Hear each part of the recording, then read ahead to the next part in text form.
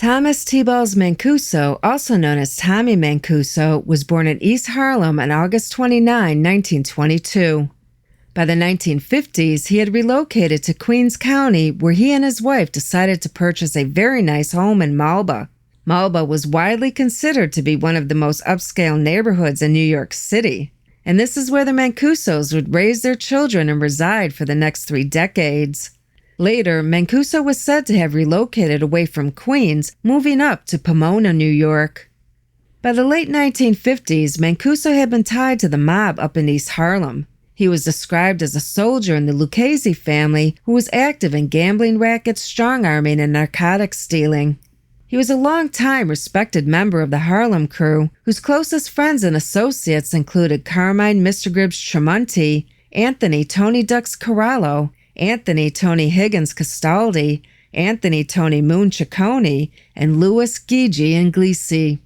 Mancuso's police record included 3 convictions, 1 for a federal narcotics rap and 2 for disorderly conduct. But despite his antisocial register, Tommy T-Balls Mancuso managed to still generally keep a very low-key profile from law enforcement and the public. That is, until 1969. In June 1969, Mancuso became the focus of an investigation into the personal and business affairs of Jets football legend Joe Namath. Then NFL Commissioner Pete Rozelle had learned that many unsavory characters, not the least of which were many notorious members of the New York Mafia, were hanging around the Bachelors 3. The club, located at 62nd Street and Lexington Avenue in Midtown Manhattan, was a trendy new hotspot the hotshot quarterback of the Jets held an ownership interest in. Because of Namath's fame, Bachelors 3 quickly became one of the most popular destinations and watering holes in the city. Celebrities, top businessmen, beautiful women, and mobsters alike all converged upon its front doors. Joe's well-publicized boozing and playboy lifestyle quickly gained him the nickname Broadway Joe as he strutted around town dressed to the nines. Namath clearly reveled in his role as bon vivant and man about town. Among the more notorious mob figures said to be now palling around with Broadway Joe were no less than the creme de la creme of New York's underworld.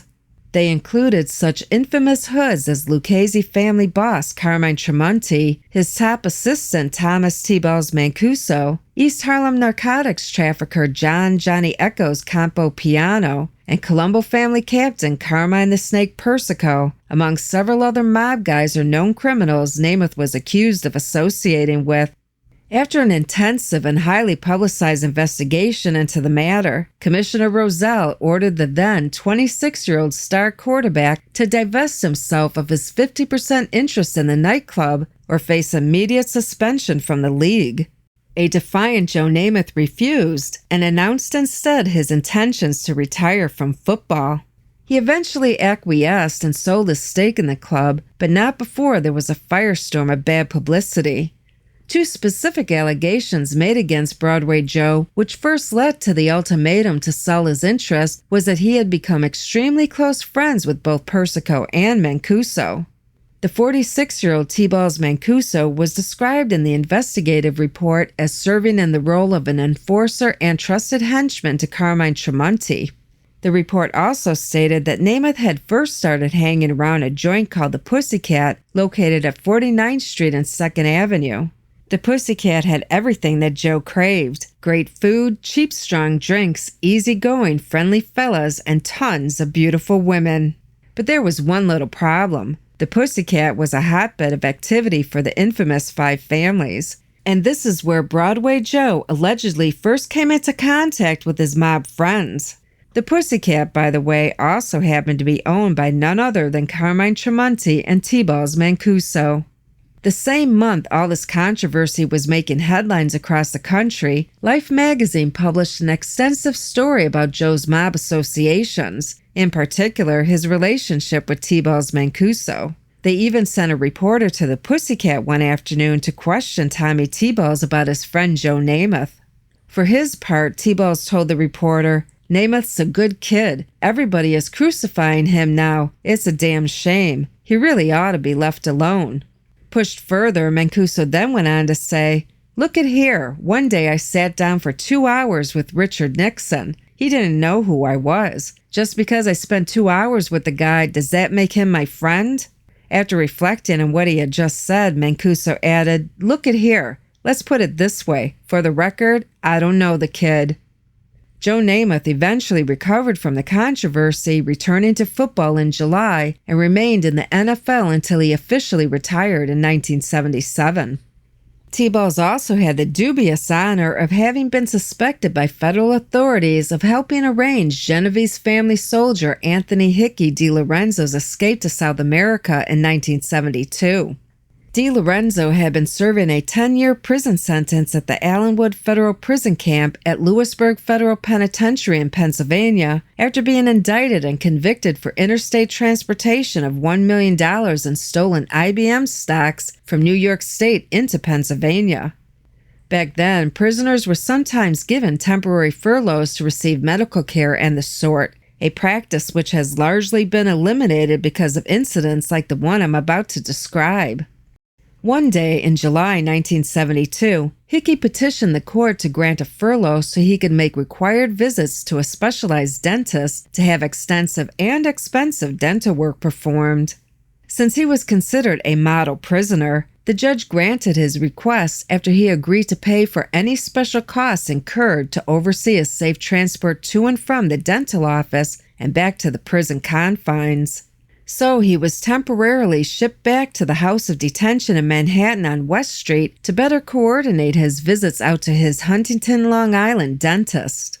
One Monday, Hickey visited his dentist, later returning as the model prisoner that he was back to the West Street jail. On Tuesday, federal prosecutors in Brooklyn's Eastern District obtained a second indictment against him and 2 mob associates for the $190,000 shakedown of an air freight company at JFK. On Wednesday, DiLorenzo left for another round of dental work at his Huntington dentist.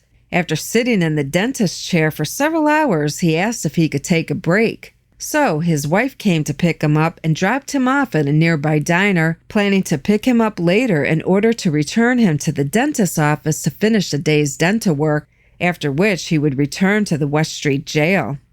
But apparently, DiLorenzo walked out a side door at the diner and quickly disappeared. And that was that. He pulled the mob's version of the Houdini Act. Hickey would go missing and was listed as a fugitive from justice for several years, until his eventual capture in South America in February 1977. As a side note, Hickey would be found murdered in 1988, apparently because higher-ups feared he had turned informant. In March 1981, Mancuso was among several mafia figures and labor officials indicted by the Eastern District of New York on various counts of racketeering. A federal grand jury brought back indictments charging 9 defendants with racketeering related to the Lucchese mob's illicit control over the Blasters, Drillers, and Miners Union Local 29 based in Queens. Charged along with Mancuso was fellow Lucchese soldier Samuel Big Sam Cavalieri. Others charged in this case included the union's president, Louis Sanzo.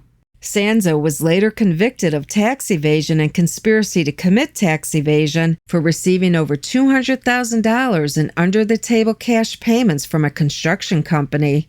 Amadeo Petito, the secretary-treasurer of the local, was convicted of criminal contempt and perjury. Staying true to their code of omerta, both Cavalieri and Mancuso had clammed up when asked a series of questions about mob infiltration of the local, union treasury embezzlement, labor extortion, and shakedown payments, kickbacks, and bribery. In May 1981, Mancuso and 70-year-old Cavalieri were both convicted of criminal contempt of court for their repeated refusals to testify when subpoenaed to do so by the federal grand jury probing the corrupt union. They would each later be sentenced to serve jail time for essentially spitting in the face of Lady Justice. But before Mancuso could hear his prison sentence declared by the court, he unexpectedly passed away on July 15, 1981. No cause of death could be found, but Thomas T-Balls Mancuso was just 58 years old. We hope you enjoyed this profile of Lucchese soldier Thomas T-Balls Mancuso. If you like this story, then head on over to the Button Guys of the New York Mafia website at www.thenewyorkmafia.com, where you can find many more stories of interesting underworld figures across the U.S. Thank you for watching. Until next time.